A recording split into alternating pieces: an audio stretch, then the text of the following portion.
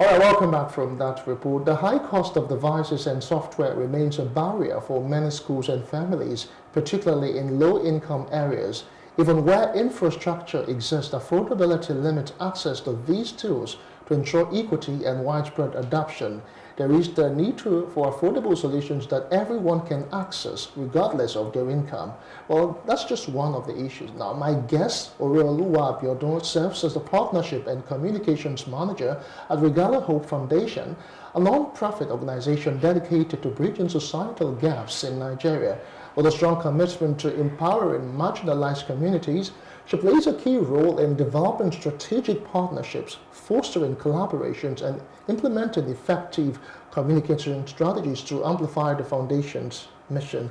Now, Oreoluwa's passion for social impact shines through her unwavering dedication to advancing the goals of Regala Hope Foundation, creating meaningful change in the lives of those the organization serves. Many thanks for joining me, Ore, on Business Insight and Plus TV Africa. Thank you for having me. All right. Yeah, so you really agree with me that over the past 5 years, the way we teach and the way teachers' impact and knowledge has actually changed as a result of the COVID-19 and bouncing back from that. So, but let's start this way. Let's talk about technology generally and then how it has been able to transform education and learning in Nigeria. Okay, so thank you once again for having me. So over the years, technology has actually helped transform education in Nigeria. We see technology has made education or learning flexible, engaging, more accessible, right? We see a lot of students, even young professionals, use technology to access online courses. We have mobile applications, digital platforms, basically. So yeah, it has actually helped a lot of students in underserved communities, if we must say. Okay, so but then the adoption per se, how far would you say we've been able to penetrate, the educational system or sector with technology? Is it like an all-embracing development in terms of both private and then public schools? Okay, so I think that, well, yes, the adoption has been fantastic, we must say, based on the fact that technology wasn't something that the generations before us really embraced as such. So young students these days are actually taking, and also because of most of these students have mobile applications, so it's also easy, or they have mobile phones rather, so it's also easy for them to easily access the internet, use mobile apps to run online courses and all of that. So I think that most private students have actually embraced it. Public schools also, maybe not all of them because of their communities too. I think that funding is also a particular challenge, if I must say, for some of the students in public sectors, public schools. Yeah. I know you just mentioned financing and funding as one of the key challenges, right? But some schools in Lagos, I know over time Lagos have been able, or Lagos State has been able to, be inclusive in terms of education and, of course, using technology to drive outcomes and all that. But what other challenges would you say are hindering the growth of Edutech in Nigeria? Okay, so I think that there are a couple of challenges actually, and I'll just mention a few. Okay, so I think one major challenge would be limited access to internet, especially in underserved communities. I think another major challenge will be like lack of proper digital infrastructures in most of these communities, right? And also, I think the digital literacy gap amongst educators and students. So you see most educators are not exactly embracing technology as they should, right? Why not? Because of, so you see, and most of these educators, they are used to their normal methods of teaching, right? The blackboard, the traditional method, exactly. So they have not really embraced it. They've not come to terms with the fact that times are changing, seasons are changing, right? And they also kind of see it as stressful, trying to learn to use most of these tools. So I think that those are like most of the challenges or the basic challenges, yeah. Okay, let's talk about, making the sector very, very inclusive. I know over time, let's talk about what you have done. I had the opportunity of attending your EduStake conference, and as much as possible, you tried, your organization Regalo, you tried as much as possible to promote teachers or to encourage teachers, to learn. And over time, you've given out, edu aids, devices to help, children and of course schools. Can you talk more about that, and of course, what more strategies can be adopted to advance technology in teaching and of course in schools. Okay, so thank you. Yes, the Edutech conference, which is our annual conference, basically coined from two words, educational and stakeholders. So we bring together educational stakeholders, parents, teachers, students, to share insights on how to advance education in Nigeria and reform education in Nigeria. And so this year we focused on transforming education. That was the theme. This is because we have been able to deploy, or we have been able to develop applications that can actually help both students and educators. So there are apps that can actually help both sides. Yes, both sides. So we have for the first, that's the application for students. We have the RHF Learning Hub application. So it's an application that was designed because we have a mentorship program that runs in the facility. So, and we can't reach out to everybody in Nigeria, through that one mentorship club. So we designed it to be able to reach out to as many people who just download this application on Play Store, Amazon App Store, and then sign up and use. And one beautiful these apps are for free? Yes, they're for free. Okay. Yeah, they're for free. So, and one beautiful thing about this application is the fact that you don't really need so much data to be able to access. So that's like one of the things we put into place, one of the solutions, because we are considering students in underserved communities, right? So we know that they don't really have so much to buy. So they don't need so much data to be able to use it or download the application. And in terms for the educators, we launched what we call the Teachers Leadership Academy. So we see that a lot of educators do not exactly have the right network to be able to grow professionally and personally, and this is why we launched the Academy. The Academy also has a web application that has created contents for their personal and professional growth. So we have courses on like learning applications, how teachers can embrace technology to further drive home their messages to students while in classrooms. We have courses on leadership, courses on their personal branding and imaging, basically. So because we see the need that to be able to create sustainability for education in Nigeria, right, we have to also impact teachers and not just the students. Okay, so regard is just one aspect of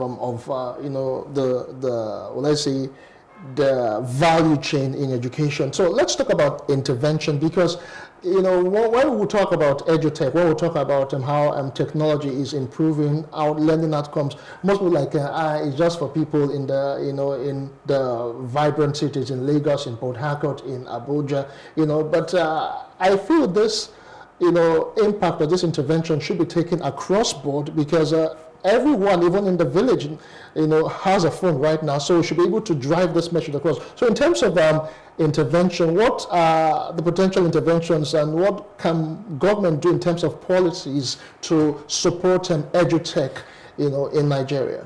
Okay, so government can do a couple of things, but I think a few that I can mention now is, first, they can create what we call public-private partnerships. So they can collaborate with tech companies to be able to provide like low-cost internet to specific students, or they can create like plans.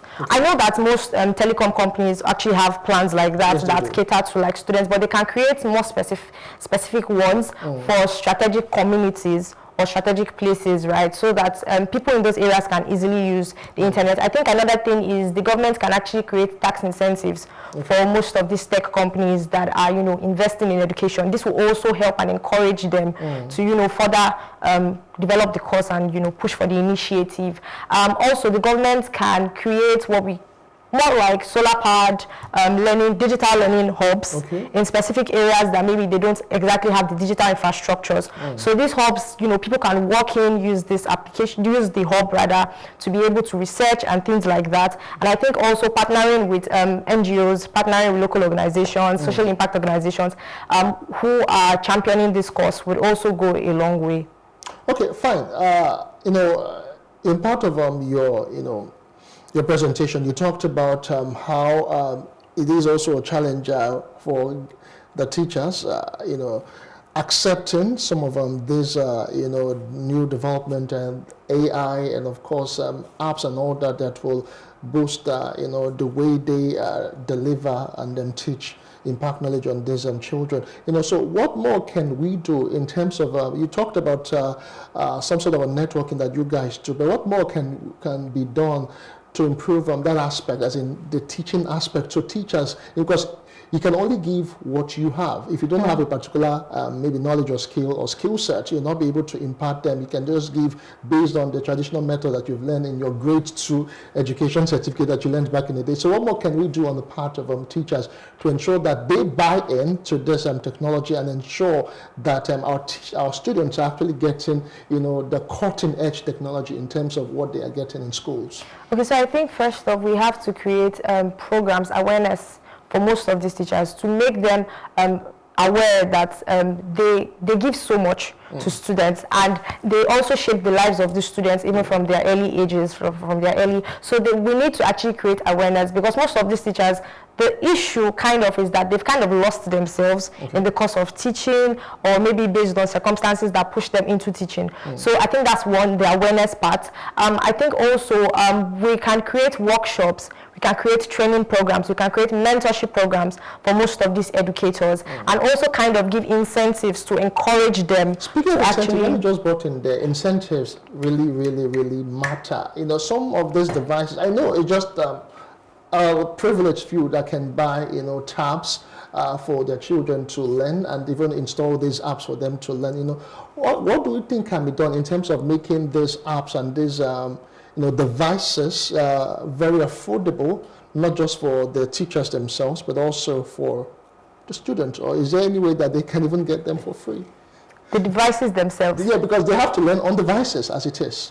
Okay, I think that, so this is where also the government comes in, because private sectors can't exactly do everything alone. So the governments can also create programs when they go to schools to speak, to share on the importance of these things, and also design or be able to give out some of these devices for free, also as incentives for them, also make them to learn maybe to a particular stage in maybe a course, an online course or something, and also have like added incentives that they give. So something like what we do on the RHF Learning Hub application is that we make learners learn up to a particular point. Then once you learn to a point, you can enter in for a raffle. So you see, most students, they don't exactly have devices, but they are looking for where to get devices, so that once they get to that point, they can enter for a raffle and win a reward that can actually maybe get them most of these devices that they can now use on their own to learn. So I think that that's one thing we can put into. So how well are we doing now in terms of edutech technology in Nigeria, and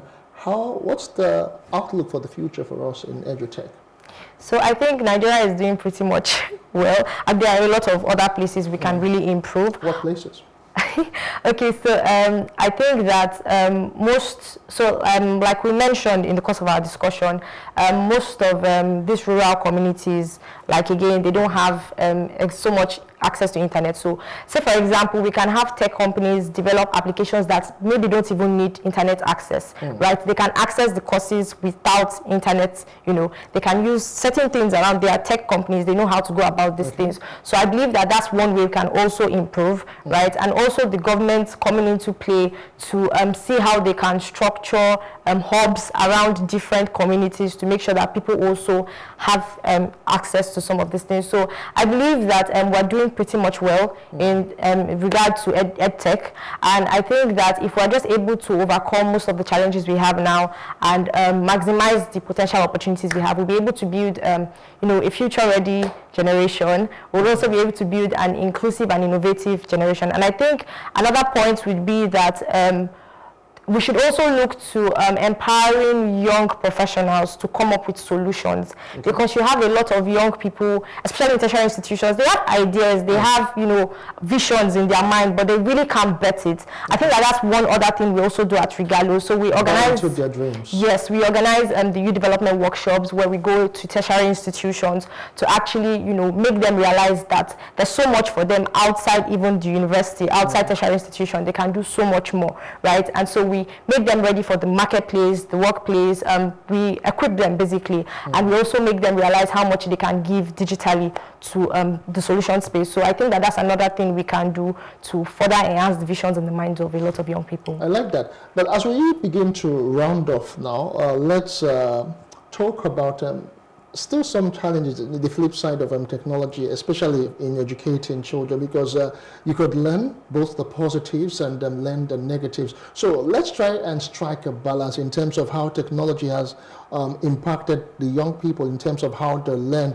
How do we create a balance so that way all the bad aspects of technology will not actually negate all the wonderful things that we're supposed to achieve through Edutech? How do you strike such a balance? So yeah, thank you. I think there are challenges, or there are the cons, right, yes. of these things, and based on the fact that one is that the fact that a lot of students are now technology reliant, right? They no longer use their critical thinking. They don't use their critical thinking skills anymore as much. So I think one thing is that school management can actually, it's a different thing to tell a child don't do this without telling them the reason why they shouldn't.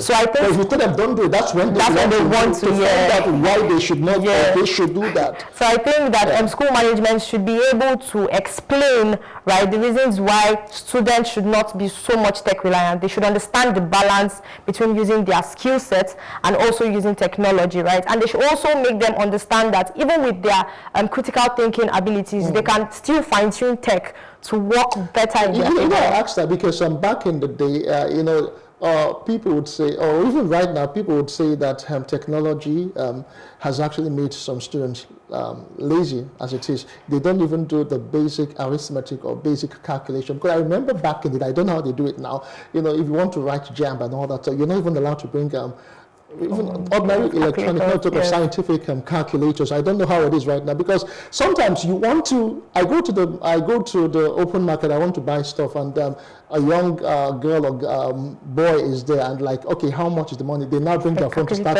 They can't do simple arithmetic like 500 plus 1,000. They're like everything that they have to check, even when ordinary they should be able to. So what do we do so that we're not overly dependent on using our calculators or using our phone, because our phones can give us practically everything that we need in life right now? Yes, so I think that the balance now is not only left to the school management, also parents. Parents have a role to play, a huge role to play. So you have things like screen time, limiting screen time and stuff like that. Guide? Yeah, parental guide. So I think that parents should also, so I think most of the issue we have sometimes is that parents leave all of the teaching and training to the school, right? They are not actively involved in the school, in the child's, so it should be hands-on. So parents are doing their parts, the school is also doing its parts, and then that way we have like a balanced system. All right, thank you so much. Any last words for the teachers and of course stakeholders, because I know you're used to talking to stakeholders as we just round off. Okay, yes, so I believe that EdTech is not limited to schools, to the government. Everyone has a part to play, right? We all have, they said little drops make the ocean, right? So we all have parts to play to make EdTech, to make it a seamless, adventure for everybody in Nigeria. So I believe that in our little ways, we should also contribute. We should encourage local organizations, social impact organizations who are driving this initiative. We should also encourage the government, because most times the government tries to bring policies or try to make laws in this line, and then most people frustrate this plan. So I feel like everyone should just come together to make this a beautiful. All right, well said. It is an all-inclusive thing for us to make education work and use technology to drive this conversation and of course learning outcomes in Nigeria. I have been speaking with Oreoluwa Abiodun, Partnership and Communications Manager at Regalo Hope Foundation. Many thanks for your time on the show. Thank you so much. All right. Well, that's the size of the show for today. But just before I go, I'm going to reiterate, because I don't understand how, young people cannot do simple and basic arithmetic. Fine, AI and, technology, they are there to enhance and to help make work easier for us. But then let's not just push our brains to the side and just completely rely on technology. Let's at least do some of the work and not just be a bit redundant, because God gave us His brain for something. But then still on that, the government has a whole lot to do in terms of intervention and support. It is a public-private partnership. It requires all hands to be on deck for us to make Edutech, of course, successful in Nigeria. That's as much as we have time for on the show. My name is Justin Akadonye. Many thanks for being there. Bye for now.